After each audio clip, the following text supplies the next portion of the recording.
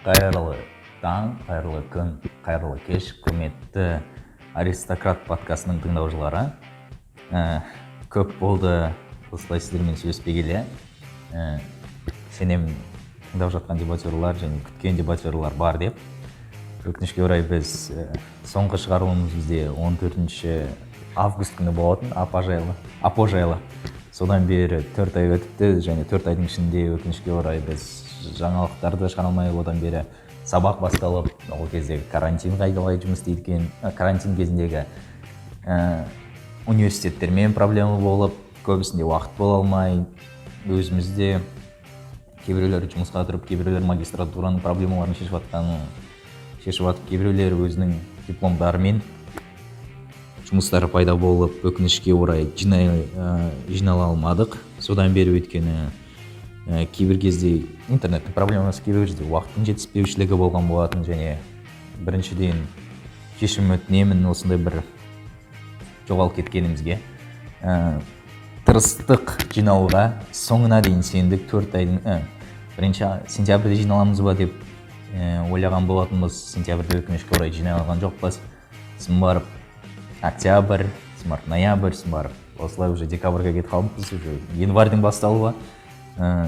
Келе жатқан жаңалық жылдарыңызбен. Жалпы 4 ай ішінде бізде көп жаңалықтар жиналған болатын. Және сол жаңалықтармен мен сіздермен бірлесіп, талқылап, кішкене болса да өзімнің ойымды айтып, және оған дейін айтылмаған бірнеше дебатерлар ғана білетін, сөйлесіп жүрген қазірге дейін білетін болатын, және солармен сол ережелерді вообще басқа көп адамдар білсе екен деген ой алатынмын. Ең біріншіден бізде координаторлар ауысқан болатын. Координаторлар Алматы қаласының координаторлары ауысқан болатын. Ол UIB-дің ең жақындағы бүгін кеше, өткен аптада бізде координаторлар ауысты. Ол UIB дебат клубында Микстейптің бас админы ауысты, және оларға оғанға дейін ауысқан адамдарға да энергодесидің координатор мен президент ауысқан болатын, және оларға сәттілік тілегін біледі. Карантин кезінде жұмыс істеу өте қиын екен, сол үшін оларға тек қана күшті тілегін біледі және сәттілік жұмысты тілегін біледі. Мен координаторлар ауысты және барлықтарыңызға сәттілік.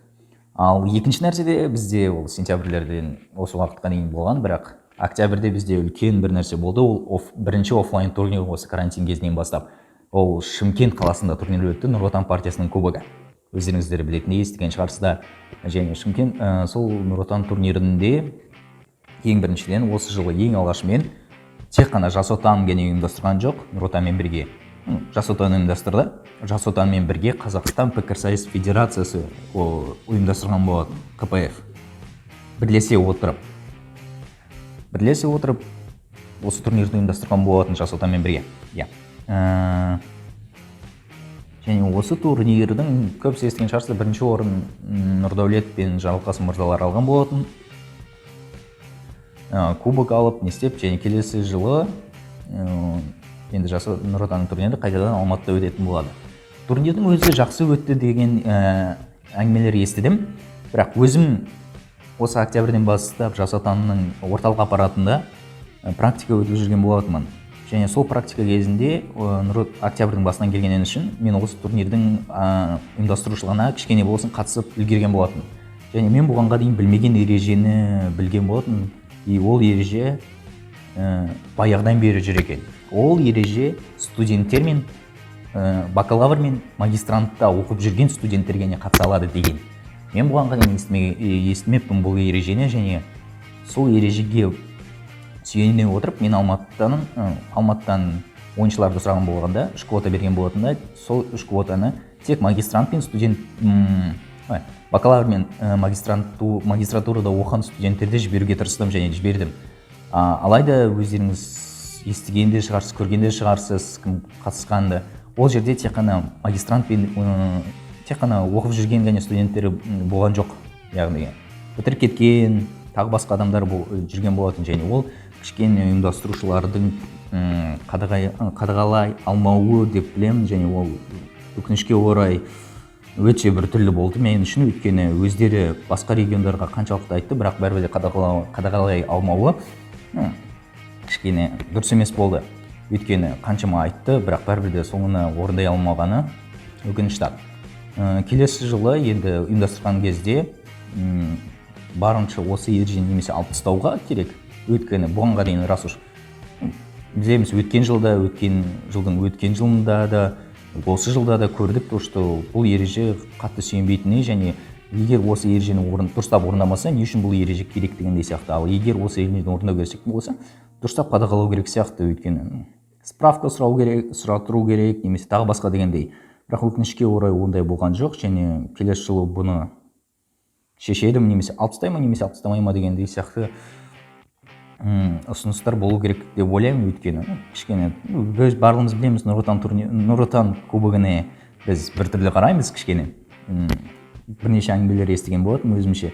Бірақ онда ешнеге болмаса да, бәрібір де біз Нұр Отанның кубогында кішкене күтеміз ондай мәселелердің болуына, және осындай ережелердің бұзылуы немесе сақталмауы осындай бір ойға алып келетін сияқты. Сол үшін осындай ойларды жою үшін бізге Нұр Отанмен бірге Нұр Отанның кубогы, бірақ Жас Отан ұйымдастырады. Ал енді осы жылдан бастап Қазақстан Пікірсайыс Федерациясымен бірге ұйымдастырған үшін бізде кішкене ұсыныстарды айта аламыз осы турнир басталмас бұрын.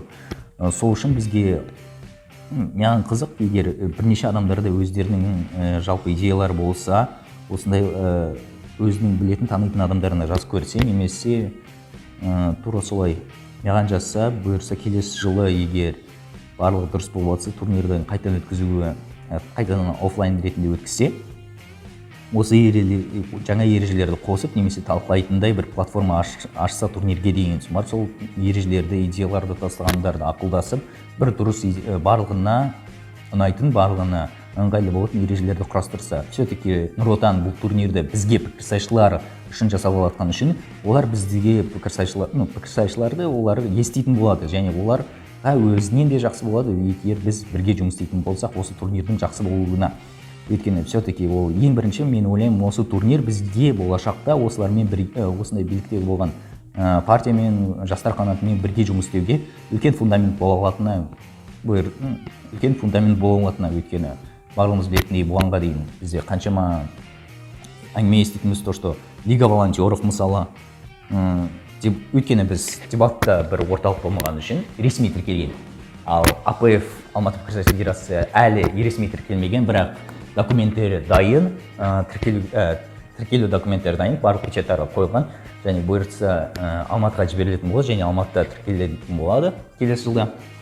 Бұған уәде етеміз, шын айтамын, өйткені бір жылдан асты АПФ-тің құрылғанына, бірақ тіркелуге әлі қолымыз жете алған жоқ, бірақ келесі жылдың басында біз уже тіркеліп, бұйырса барлық жұмыстерімізді документ ретінде болатын боламыз деп үміттенемін. Ал не айтқым келіп, бұғанға дейін, так как Алматыда болсын, басқа қалаларда болсын, бір қатты общественное объединение ретінде, ТО болсын, ЖО болсын ретінде тіркелмеген үшін, өкінішке орай дебатқа бөлінген ақшалар, дебатқа бөлінген субсидиялар, дебатқа болған тендерлерде Лига волонтеров немесе тағы да басқа организациялар алған болатын. Өйткені бұғанға дейін дебаттың атынан ешкім болған жоқ дегендей сияқты.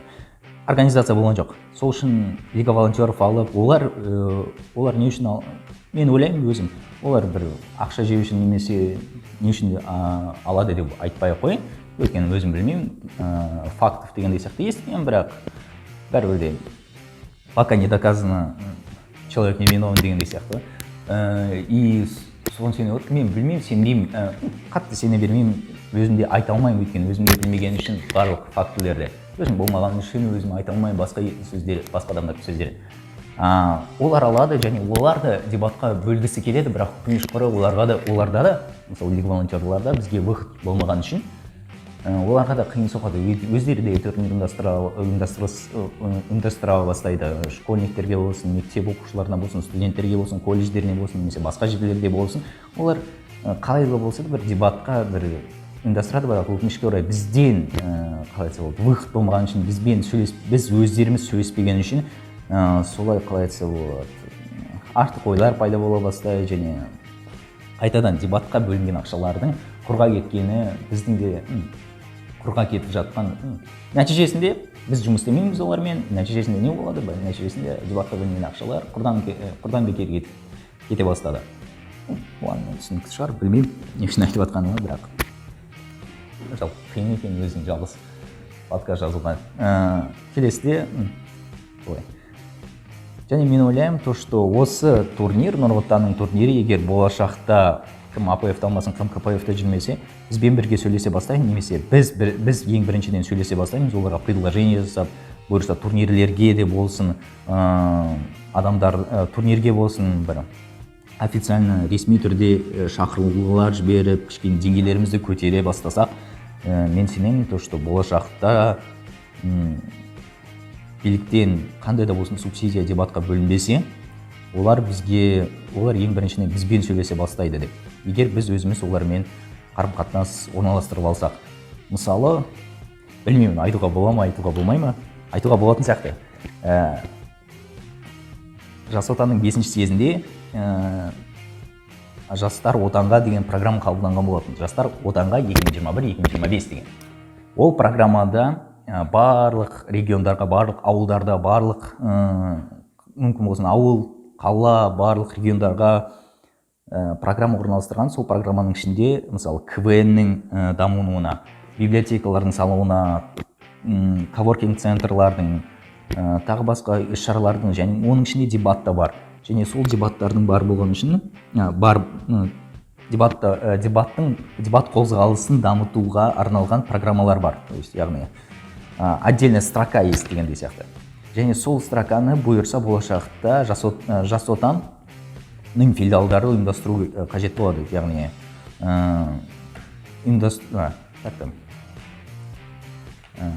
программада жазылып тұр, то, что выполняющие обязанности это жас отан дегендей сияқты ең біріншіден тұрады. Және жас отан ең біріншіден өзі ұйымдастыруға тырысатын болады, өйткені олар білмейді басқа дебатерларды. Ал егер біз оғанға дейін барлық региондардағы, мен естіп жатқан болса, білмейді қанша адам естіп жатыр, мүмкін 10, мүмкін 5, мүмкін 1 адам өзінің қаласындағы, өзінің региондарының, өзінің тұрып жатқан жерлеріндегі жас отанның филиалдарына барып, міне біз осындай да клубтамыз, біз дебатерлмыз, егер болашақта көмек болатын болса, егер дебаттан ұйымдастырушылыққа көмек керек болса, міне біздің нөміріміз, контактымыз, сіздерді келе жатқан турнирге шақырамыз, сіздің төрағаларыңызды бізге шақырамыз дегендей сияқты әңгімелерді айтса, мен сенемін, то, что оғанға дейін болып жатқан жағдай, то, что біз дебатқа бөлінген субсидиялардың барлықтарын, тендерлердің барлықтары басқа организация емес, дебатқа түсетіннің ықтималдылығы жоғарылайтында. Өзіме сондай қорытынды шығарып алған болатын осы Шымкенттегі өткен Нұр Отанның турниріне байланысты. Үлкен жаңалықтардың біреуі деп санаймын, және біреуге пайдалы ма деп ойлаймын, жаңағы мен айтқан нәрселердің. Келесі үлкен жаңалық, жалпы осы шығарылымды не үшін жазғым келген болатын, осы жаңалық үшін, ол РУМЦДО. РУМЦДО деген не? Республиканский учебно-методологический центр дополнительного образования при Министерстве образования Республики Казахстан. Қысқасы РУМЦДО. Бұл РУМЦДО не істеп жатыр? Білмеймін, сіздердің координаторларыңызға мүмкін мектепликада кім айналысып жатыр, сіздерге шыққан шығар. РУМЦДО-ның қазіргі планы, РУМЦДО-ның басшысы Раиса Шер Петровна, советник министром МОНРК, советник МОНРК,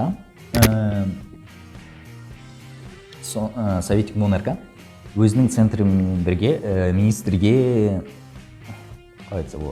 предложение жасаған болатын. Ол ұсынысында, давайте біз барлық жерде дебатты дамытайық деген ұсыныс тастаған болатын. Яғни, тағы да бір дебаттың орталық центрін ашайық. Және ол орталық центрдің президенті, давайте сіз министр образования болыңыз дегендей сияқты әңгіме айтқан болатын. Және министр образования оған өзі дебатер болған үшін оған өте қатты ұнады, добро берді. Және сол добромен қазір РУМЦДО барлық қаладағы филиалдарына приказ, барлық жоғарғы оқу орындарының деканаттарына, барлық мектептің директорларына міндеттегісі келіп тұр, дебат мектебін ашуысын, дебат үйірмесін ашуысын және тағы басқандай дегендей сияқты. Ашқысы келе жатыр. Және соны ашу үшін Астанадағы бірнеше адамды өз центріне, өзіне жұмысына қосып алды эксперт ретінде, және сол эксперттер қазір румцидоға көмектесіп жатыр соның барлығын ұйымдастыруға, яғни тренингтердің мектепті қалай ашу керек екенін, дебатты ойнату үшін қалай ойнау керек сияқты тренингтерді видеоға түсіріп, бұйырса өздерінің сайттарына салатын болады, және сол видеомен бірге басқа мектептердегі директорлар, мектеп мұғалімдермен үйреткісі келіп жатыр. Бұл жақсы бастама жалпы дебатерларға, бірақ өкініштісі мен өзім жеке ойым, өкінішті то, что румцидо ең біріншіден бұғанға дейін бар федерацияда, мысалы АПФ-тің федерациясымен, немесе басқа жердегі федерациялармен, басқа жердегі орталықтармен, мысалы Ақтөбе пікірсайыс орталықтарымен бірге жұмыс істеп жатқан жоқ. Яғни олар тағы да бір центр ашқысы келіп тұр, дебатерлардың тағы да бір центрін ашқысы келіп тұр өздерінің аттарынан. Сол центрларды ашқан соң оның президентін министр образованияға президент статусын бергісі келіп тұр сол орталықтың дебатының. Және ол дебат орталығында ең басымен кім жұмыс істейтін болады? Әрине олар мұғалімдер, Раиса Шер-Петровнаның өзі, тағы басқа адамдар жұмыс істейтін болады. Ал дебатерлар бұл жерде тек қана исполнительдер ретінде, тек қана келіп тренинг өткізіп, келіп ұйымдастырушылыққа көмектесіп, бірақ көшбасшы орындарында болмайды дегендей сияқты. Және бұл өзім үшін өкінішті, то, что қайтадан румцидо сияқты организация қайтадан дебатты өзінің қол астына монополия ретінде алғысы келіп жатқанына. Бұғанға дейін білмеймін, сіздердің қалаларыңызда мектептермен немесе координаторлармен сөйлескен жоқ па, өздерінің списоктерін беріп, не істеп, бергенде шығарсыздар, бермегенде шығарсыздар, бірақ мен ойлаймын, то, что так как дебатерлар, ең біріншіден дебатерлардың өздері карантин кезінде жұмыс істей алмай қалған үшін қазір свободный поле болып қалды дегендей сияқты. Бұғанға дейін онлайн турнирлар өткізді, бірақ онлайн турнирлардың деңгейі өкінішті, ең өкініштісі то, что офлайн турнирдің деңгейіне жетпейді біріншіден, және қаншалықты онлайн турнирларды ұйымдастырмасақ та, бәрібір де ол офлайнның деңгейіне жетпейді деп ойлаймын. Және сол қазіргі бос қалған орынды румцидо алғысы келеді өзіне. Білесіздер ме, білмейсіздер ме, өткен жылы Алматыда, 2 жыл бұрын Алматыда 2018-де, 2019-да Шымкентте, және осы 2020-да Шымкентте, 2019 Алматыда дворе школьниковта турнир өткен болатын. Бірінші мектеп оқушыларына арналған бірінші республикалық пікірсайыс турнирі деген лозунгпен шыққан болатын, және олар акимат Астанамен бірге жұмыс істеген болатын, және қалай айтса болады, бұғанға дейін мектеп оқушыларына дебаттан турнир болған жоқ, ал біз міне республиканский бірінші турнир жасап жатырмыз барлық оқушыларға дегендей сияқты лозунгпен шыққан болатын, және оларды қолдаған болатын, өйткені акиматтан да, басқа центрлардан да, советниктар да білмейді оның барлықтарын. Яғни мен не айтқым келіп тұр, бұл организация румцидо, кішкене қорытындылап жіберсем, румцидо қазіргі кезде дебатты өз программасы ретінде алып алғысы келеді. Бұған дейін румцидо басқа программаларды алып жатты. Физматтың республиканский турнирларды ұйымдастырып, математический турнирларды, олимпиадаларды ұйымдастырумен айналысқан болатын. Ал қазір ол өзінің қармағына дебатты қосып алғысы келеді. И бұл организацияда әбден мүмкін бұл жоспарына іске асыра алатын, өйткені ең біріншіден оның басшысы, жаңағы айтып жатқан Раиса ханым, ол өзі депутат болған мәжілісінде, және қазір советник министрі, және ода өздерінде выход бар барлық жоғарғы оқу орындарының декандарына, барлық мектептің директорларына өзі напрямую звондап айта алады, то, что бұл мектептердегі дебат үйірмесін ашасыңдар, оған 2 сағат бөлесіңдер, мұғалімдердің айналысу керек деп айта алады, оған обязательно приказ айта алады, және олар орындауға мәжбүр болады. Екінші сұрақ, то, что бұл дебатқа көмектеседі ме, көмектеспейді ме, өзінің пайдасын алып келеді ме, алып келмейді ме, ол енді басқа сұрақ. Бірақ ең бастысы, то, что мен білмеймін, мен өзіме угроза ретінде көріп тұрмын, так как біз бұғанға дейін дебатпен айналыстық, ал енді біздің бұғанға дейін құрған нәрсенің барлығын румцидо алып алғысы келеді. алып алғысы келеді деп ойлаймын. Өйткені ең біріншіден менің өз ойым, так как румцидо құрады, барлығын не істейді, ертең румцидо шығады, то что біз дебатты көтердік, біз дебатпен айналыстық, және бізге дейін дебат болған жоқ дегендей сияқты әңгіме айтатынын мен көріп тұрмын дегендей сияқты. Өйткені ол осы румцидо Азаматпен айналысқан Айдана Отарбек деген ханым, Азамат телеканалындағы дебатты жүргізген, сол вообще дебатты Қазақстанға ең бірінші болып алып келген адаммен бірге сөйлесіп, оның да қолдауын алып алған болатын. Қаншалықтары мен түсінемін, то что бұндай үлкен адамдар ең біріншіден бұнымен не үшін айналысады, енді бір идеолог болған үшін немесе дебатты сүйген үшін айналысып жатқан жоқ. Мен все-таки ойлаймын, то что бұлар ең біріншіден пайда көрген үшін айналысады. Барлығымыз капиталистік өмірде тұрамыз. Ең біріншіден бір нәрсемен айналысып отырмын, ол жерден пайда болу керек дегендей сияқты қой. Және осындай Раиса сияқты адамдар, мен ойлаймын, олар дебатты көтеру үшін немесе дебатта махаббаты бар үшін айналысып жатқан жоқ. Ең біріншіден өзіне деген престиж болсын немесе ақшалай болсын пайдасын көріп тұрған болатын. Сол үшін осындай нәрсемен айналысып жатыр деп ойлаймын. И ол өзінің қармағына барлық дебатерларды алып алғысы келеді, және ертең мен дебатты көтердім дегендей сияқты әңгіме айтқысы келеді. Ал министрің өзінің кезегінде айтады, мен де дебатты көтердім міне дегендей сияқты. Бұл жақсы, қалай айтса болады, дебатқа жақсы болуы мүмкін, көреміз бұйырса, бірақ біз дебат өшіп қалған жоқ. Біз тек қана, қалай айтса болады, кішігірім перерывқа кеткен болатынбыз. Осы карантинге байланысты өткен карантинде өте қиын болды бізге турнирларды ұйымдастыруға. Бір подкастты естіген болатынмын, ол жерде айтқан болатын, то что қазір бірде-бір организация, Google болсын, тағы басқа болсын, инструменттері жоқ оларда.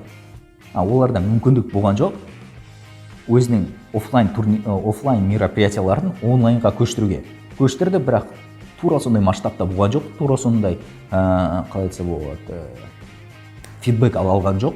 И өйткені қазір инструмент жоқ, дұрыстап онлайн мероприятияларға көштіру үшін. Егер ондай үлкен организацияларда өздерінде ондай мүмкіндік болмағанда, бізде кішігірім дебатта, энтузиазмда жұмыс істейтін дебатерларда ондай инструмент бар деп күмәнім бар. Сол үшін осындай бір моментте қазір осындай моментте өзіміз дебат өте әрең дегенде келе жатқан уақытта осындай бір организациялар шығып, біздің орнымызды басып алуы әбден мүмкін деп ойлаймын. Кейбір дебатерлар бұны жақсы деп ойлай алады. Әбден келсем, мен ештеңе айта алмаймын, ол өзінің ойы. Бірақ өзім пока что АПФ-тің президенті болып тұрған үшін мен ойлаймын, мен бұған өзімнің добромды бермеуші едім. Және бермеймін де.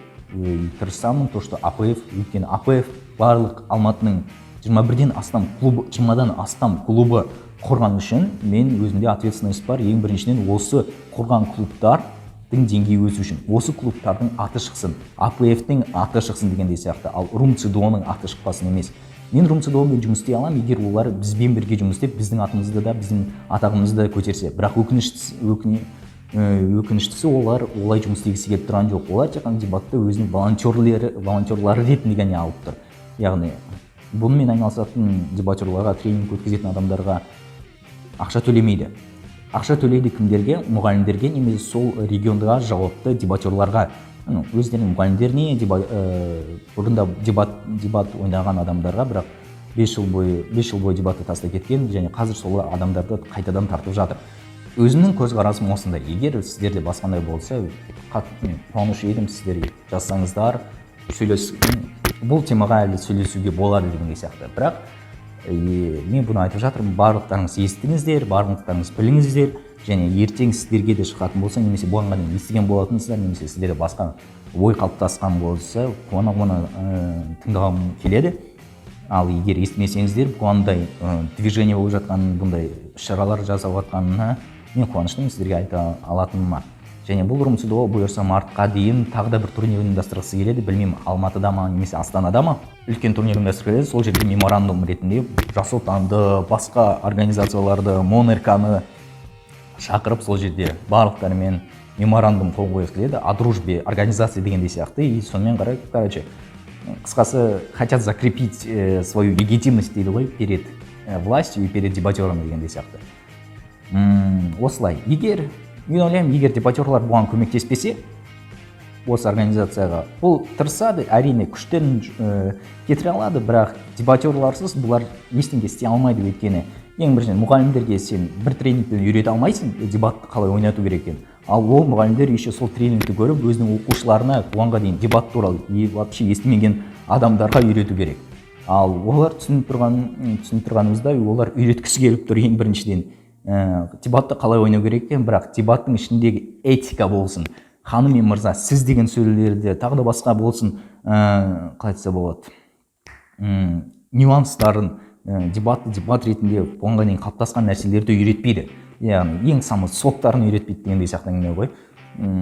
То, что клубты жиналамыз ең бірінші мен ортаны қалыптастыру үшін, ал олар ортаны қалыптастырғысы келіп тұрған жоқ. Олар өздеріне честно турнир қалай айтса болады, бизнес ретінде көріп тұр дегендей сияқты әңгіме ғой. Ал все-таки дебат тек қана бизнес емес, дебат ол ең біріншіден орта дегендей сияқты әңгіме ғой. Как Лига Плюща в Оксфорде басқандай. И бұлар Румцидоның, айтпақшы, есіме түсті. Румцидоның ең басты мақсаты ол международный уровеньге шығу. Яғни международный уровеньдағы бар дебатерлармен сөйлесу, ағылшын лигасына үйрету, и соңында солай международный форматқа шығу болып тұр. Мен өзім білмеймін, мүмкін мен өте қатты қателесемін келесі сөздермен, бірақ мен өзім ойлаймын, білмеймін қаншалықты дұрыс болады ол ойым.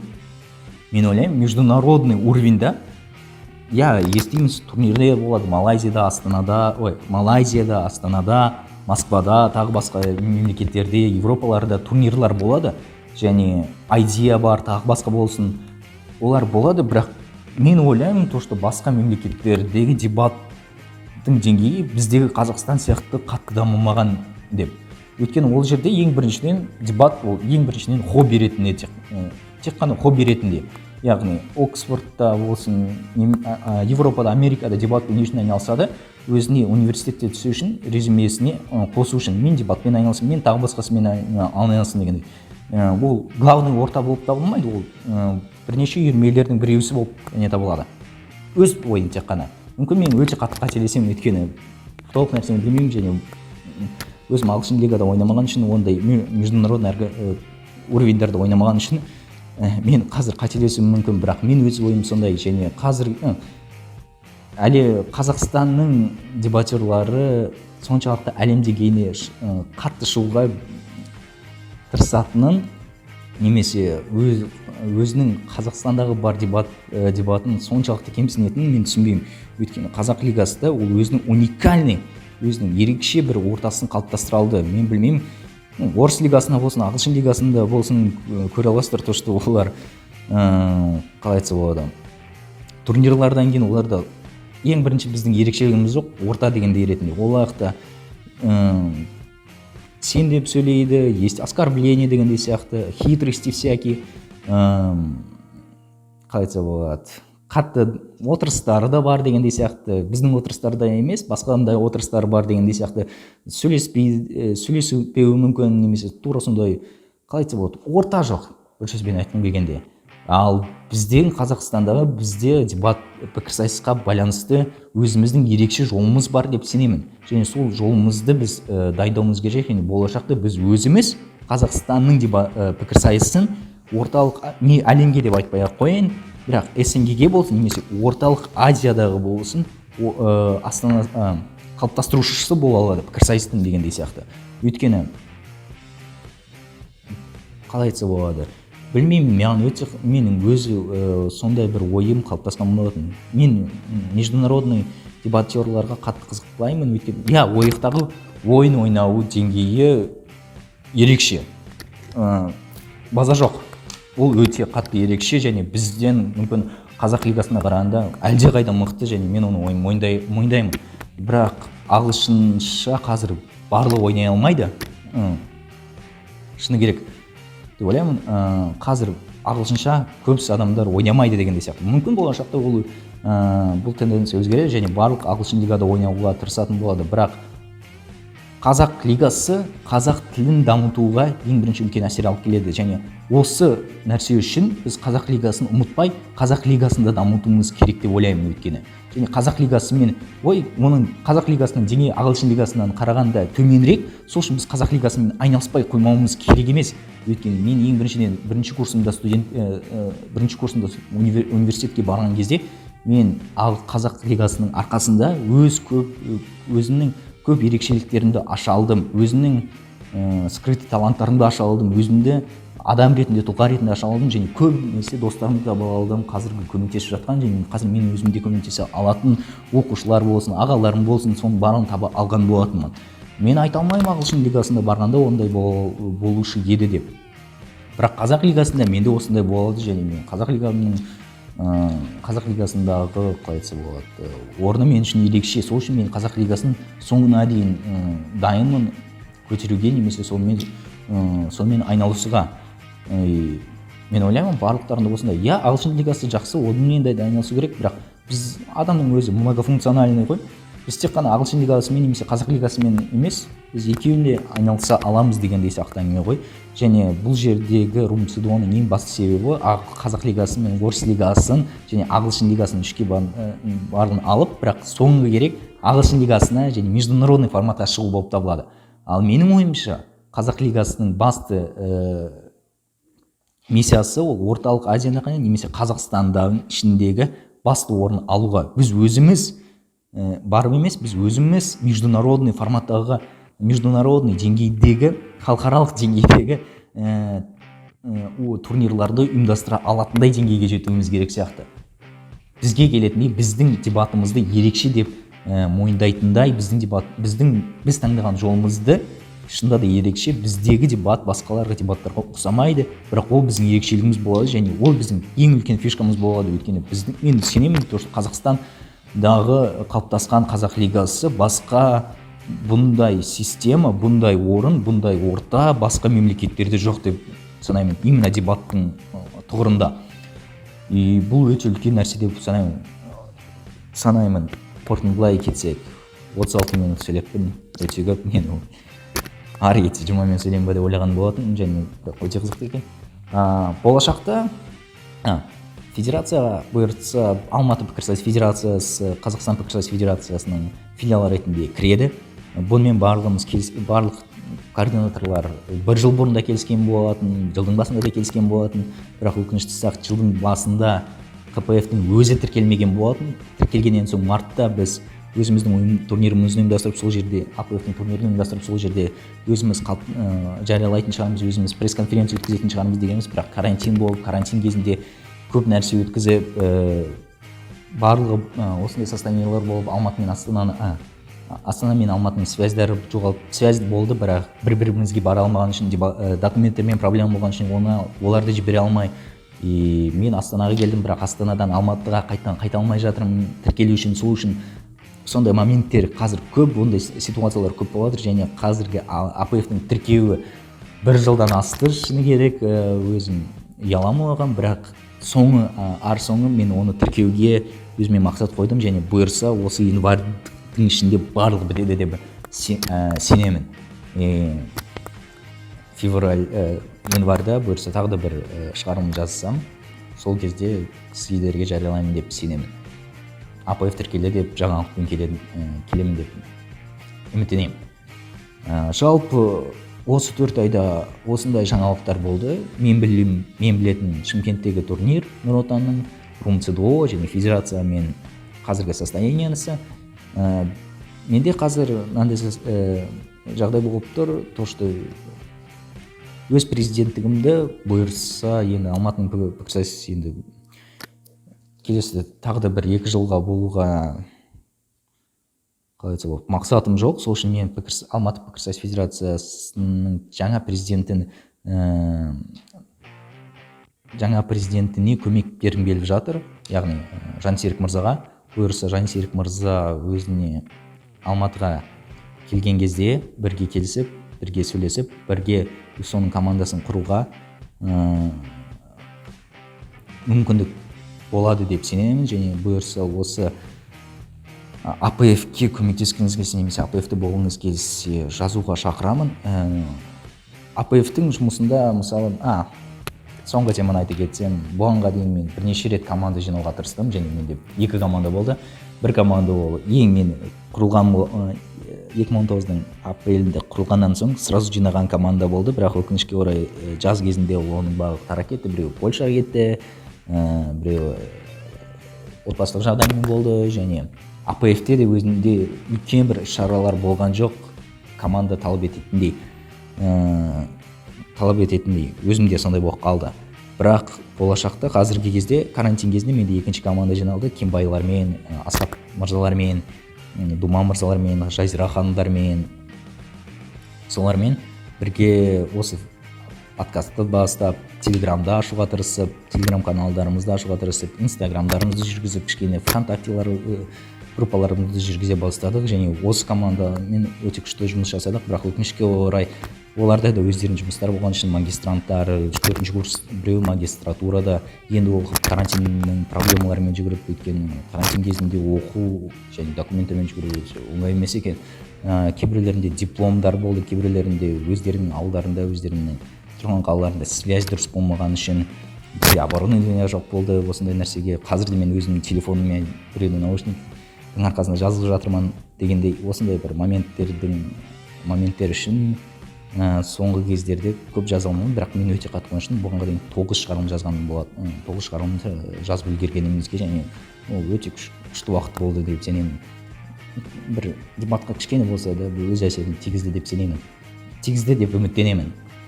Ал енді бұйырса январь кезінде Жансерікпен кездескеннен соң, Жансерік мырзамен сөйлескеннен соң мен сонымен бірге команда жинағым келеді, және бұл командада нақты бір жұмыстар болады, және осында қазір мен осы жас отанда практика өтіп жатқан кезде көп нәрсені түсіндім. Қалай тек қана дебатты қалай шынында да өзінің информационный пузырынан шығаруы керек, қалай біз басқа адамдарға танымал етеміз, қалай жаңалықтарға шыға алатынымызды мен пресс-релизді жазуға үйрендім. Пресс-релизден бөлек организациялармен сөйлесуге бірнеше таныстарымды таба алдым.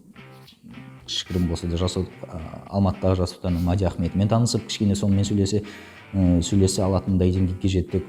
Олармен де бірге бұйырса Алматының пікірсайысымен бірге жұмыс істей алатынымызға, тек қана жас отанмен ғана емес, мысалы Адал партиясының өзінің жастар қанатын жасағысы келіп тұр, солармен де бірге жұмыс істей алатындай, тек қана өзіміздің жеке организация болып Біріккен ұлттар ұйымымен де дегендей сияқты, жас ұланмен мысалы басқа объединенный организациялармен бірге жұмыс істей алатынымыз инструменттер таба алдым, және сол білімдермен Жансерік мырзамен бөлісуге дайынмын, және сонымен қуана бөлісемін, және өзі команда жинағаннан соң сол командада болған адамдармен де қатты бөліскім келеді, және оларға да үлкен септігі тигізеді деп.